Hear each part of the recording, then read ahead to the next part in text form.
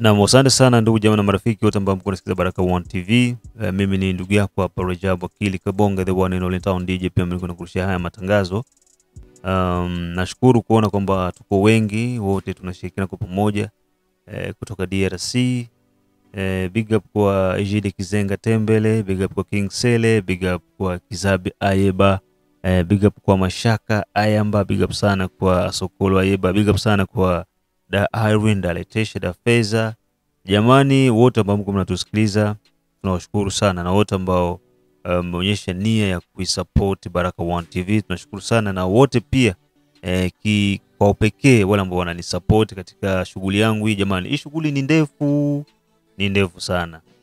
Peke yangu sintoweza, nahitaji ushirikiano wenu ndugu jamaa na marafiki wote, tushirikiane kwa pamoja kuweza kukamilisha hili swala. So leo saa 9 hii hapa guvernora ya province ya Sud Kivu tulipokea delegation kutoka Nations Unies Kinshasa, wakiwa watu wa droit de l'homme, haki za binadamu, Nations Unies na watu ya PNID, na pia zile franga za $5,000 yenye gouverneur aliweza promettre atapatia ba rescapé ya nini ya Genocost alizitoa. Sasa watu ya PNID na watu ya Nations Unies walikuja kuangalia hali Uvira iko vipi. Wameongea na watu wa mashirika ya kiraia, wameongea na watu mbalimbali, wanawaambia bwana, sio huko tuko na shida hiki na hiki na hiki na hiki na hiki. Kutokana na jinsi M23 iko nafanya manevre zake mu province, wao wanasema violation ya droit de l'homme imefanyika. Kwa hiyo twende sasa tuangalie si peke kwa macho yetu, je ni kweli? Ndio walikuya na kukia kwabo. Gavana wetu Purusi akaje exprime mbele ya waandishi wa habari, akamwambia kwamba alikuja au watu hao washikaji walikuja au jamaa walikuja na walikuwa na taarifa hii na hii na hii, tumezungumzia juu ya hivi na hivi na hivi na hivi na hivi, mengi tu amezungumza hivyo. Utasikiza hapa, nitakuachia hii video tu uweze kuifuata, kisha baadaye niko na itafsiri gisi hiko juu kwa Kifaransa na Kiswahili. Sasa kwa ambao wasikii Kifaransa utasikia Kiswahili, kisha pointi sasa ikakuja kuwa complicated wapi hapa. Kutokana na mahitaji ya chakula na dawa, watu walisema chakula inatoka kwa M23, dawa za M23 hazitaingia Uvira. Sawa. Sasa hazitatokea tena Bukavu, zitatokea either Burundi ama zitokee wapi, Kalemi ama Tanzania. Na hapa juzi watu wako wanalamika, Tanzania bato amani iko napakia basoda na maminisho zenye zitakiwa kule. Sasa ili swala lisilete panike, sawa ndugu zangu, ili swala lisilete panike, mara hiyo vitu vitatokea Burundi. Basi kuna sisi tunaaminia kwamba watu wenye hawezi kutusaliti ni Burundi. Kama sio Burundi ni Tanzania. Kama sio Tanzania vitapita hivi vinashukia Lubumbashi pale ndege hadi Kalemi, ama Kinshasa direct mpaka Kalemi. Pale kuna uwanja wa ndege na vitashukia pale na vitafika Uvira. Ile ni kwa upande wa Jean-Jacques Purusi na watu wa PNID pamoja na watu wa Umoja wa Mataifa kitengo cha haki za binadamu. Ndugu zangu, ili swala tulikamatie gisi liko, na nafikiri mambo yote yatakwenda sawa. Swala la pili ni kuhusiana na dola 5,000 ambayo gavana alisema atawapa waanga wa mauaji ya Genocost. Genocost inasherekewa kila tarehe 2 za mwezi wa 8 na imefanyika kote nchini. Na kutokana na kama province haina pesa, hii ni kauli ya gavana, lakini a titre personnel gavana akasema, kwa mimi binafsi, kwa sababu province haina pesa, ambacho mimi nitafanya ni kuweza kutoa ambacho niko nacho kidogo kwa ajili ya kuwasaidia ndugu zangu ambao walikumbana na yale madhila. Ndio akasema mje ofisini kwangu kuna dola 5,000.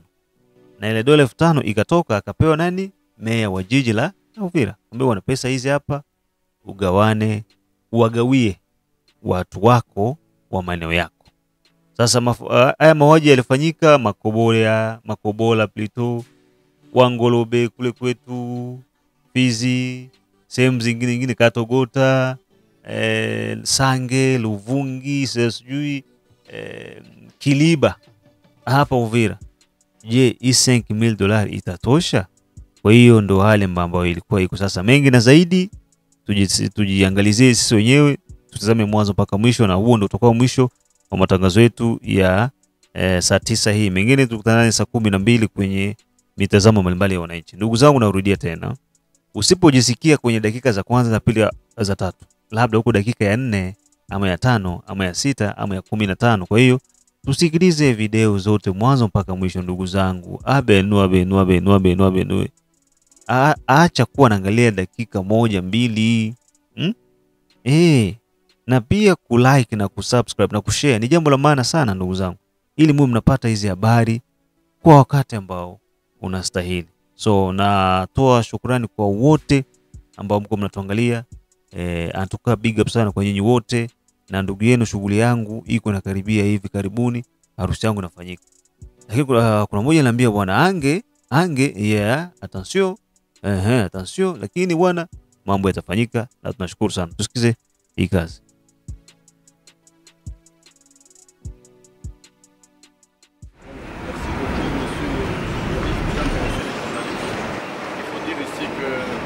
La province du Sud Kivu fait partie de l'intérêt de la communauté internationale depuis pas mal de temps, depuis que l'AFC M23 appuyé par le Rwanda nous ont attaqué, occupé une partie du territoire, notamment une partie de la ville de Bukavu.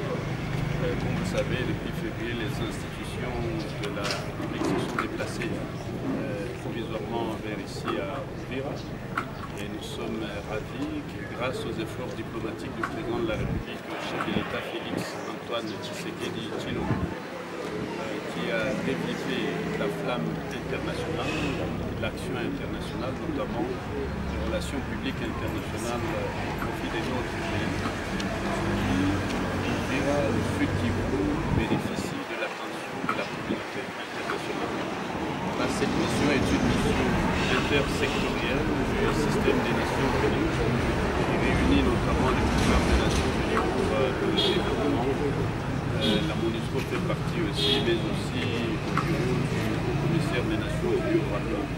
Ils viennent ici pour voir ensemble comment nous avons renforcé la promotion, la protection des droits de l'homme.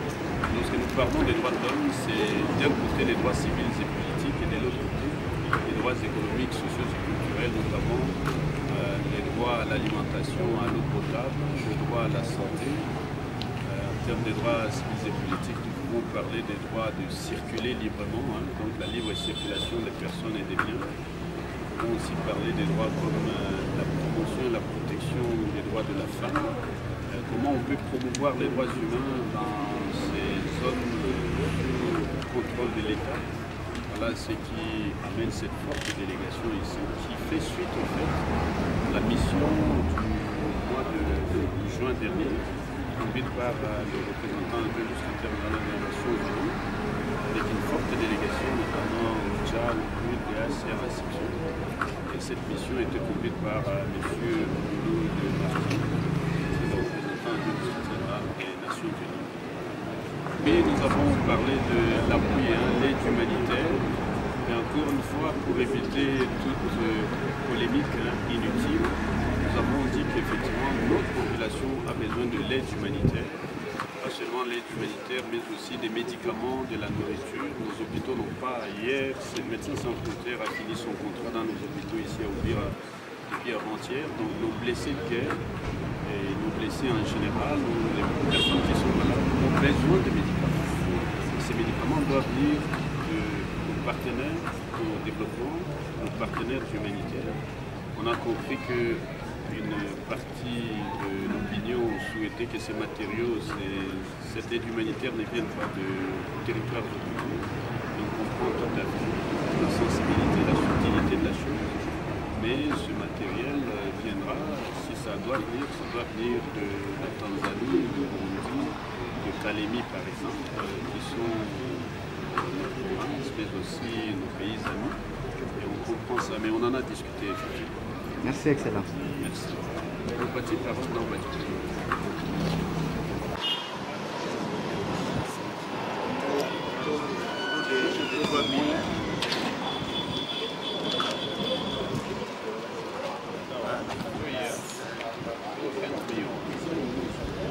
Cordo. S'il vous plaît, prenez.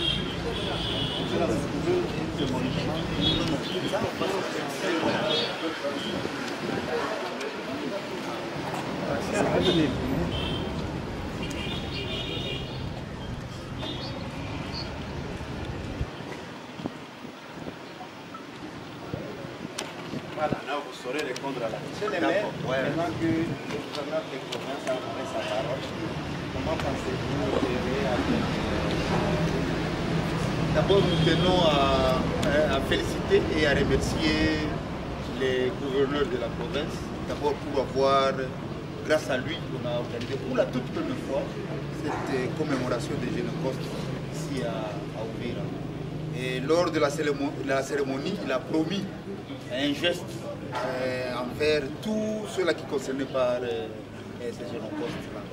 Alors, et aussitôt dit, aussitôt fait, nous avons l'argent sur place.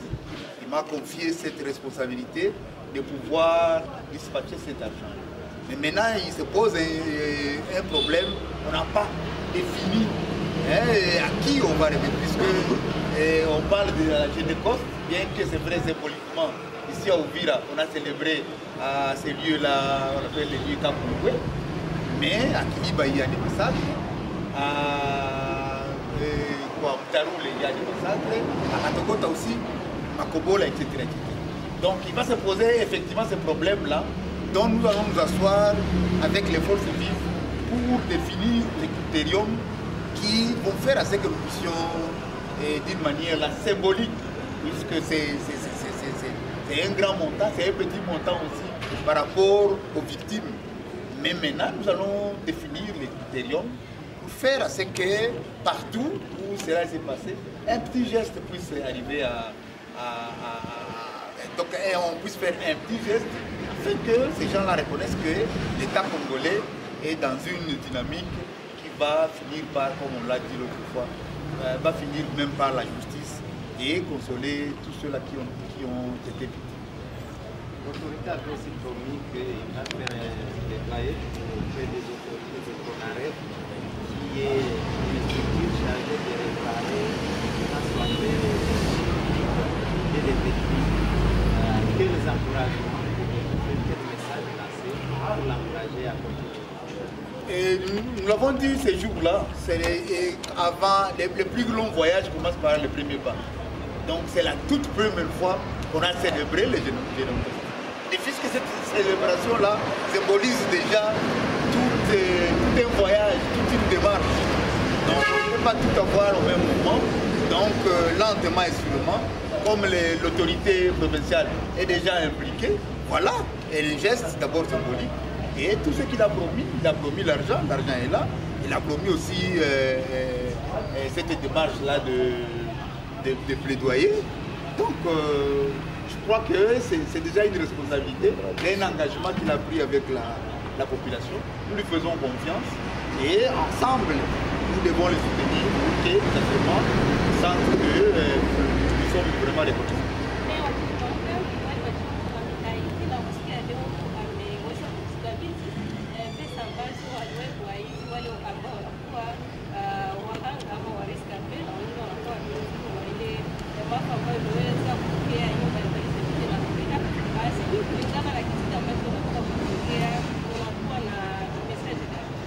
Message d'abord ni ya kushukuru gavana wetu ni grâce yake que pour la première fois d'ailleurs ile siku ile de watu walishangaa, donc ni mambo ilipita miaka mingi walipasha kusahau, mais au travers kwa kujiinvestir kwake ile seremoni ilifanyika, na kupitia ile seremoni aliahidi kama wako pesa kidogo kwa kuonesha roho wanayo paraporo na wengine walipata kupata ile aliprometre hii pesa. Hii pesa ni pesa ndogo sana na ni pesa nyingi pia. Sasa ukiangalia hii mambo ya masakre, Makobola palipitia masakre, Katogota masakre, Mtarule, Kiliba, hii hapa ilikuwa bado hayakuwa na monument.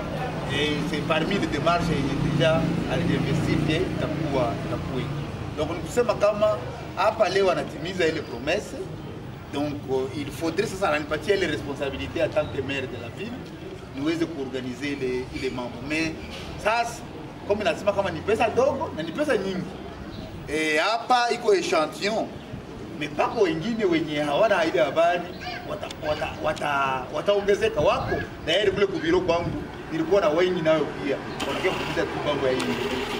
Sasa kama inaonekana vile tutaikala chini tuangalie jinsi gani hapo moya sasa naambia hapa sema wewe mimi kwa Kiliba unasikia.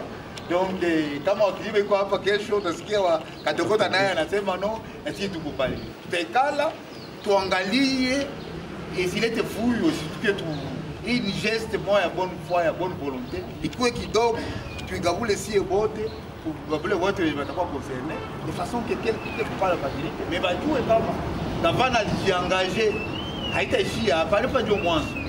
Voyage ya mrefu inaanza toujours na pa ya kwanza. Na pa ya kwanza ilikuwa celebration. Leo pako pesa, kesho patakuwa vingine na vingine. Na ndio maana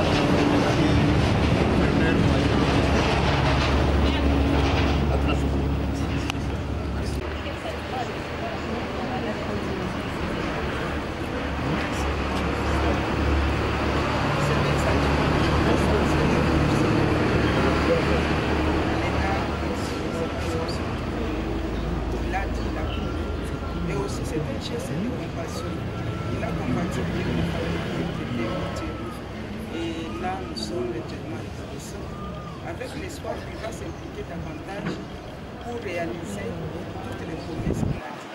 Surtout de voir les monuments, c'est ce qui compte pour nous. Parce qu'un monument console, un monument donne des leçons. Ça éduque, ça nous amène à la dimension de ne plus faire de tels actes. Ça, c'est un message de remerciement. Mais ma crainte à ce geste ici, c'est l'identification des victimes par rapport à cette aide. Il y a risque que cette aide devienne de l'arme ou devienne de pierre. Sur quelle base allons-nous identifier les victimes, les bénéficiaires de cette somme? Bon, on ne peut pas décourager et nous allons nous impliquer pour que celui qui a fait ce geste ne soit pas déçu de ce geste-là. Nous allons nous impliquer. Je demande à toute la population civile de ne pas décourager, vexer celui qui a fait ce geste parce que c'est un geste louable. Donc impliquons-nous d'une manière ou d'une autre, selon des tendances différentes, à mieux gérer convenablement ce petit geste. Comme l'autorité locale vient de prendre le lead avec les autres, avec les forces vives, réfléchissons en toute responsabilité sur la gestion de ce geste petit mais grand. Oui, c'est dans ce sens-là et ayons l'esprit de partage et reconnaissons le statut. Moi, je n'étais pas victime. Est-ce qu'il fallait-il que je me bouscule? Ma famille n'a pas été victime. Fallait-il que je me bouscule? Donc, soyons justes. C'est ce que je peux demander. Soyons justes dans cette gestion. Oui.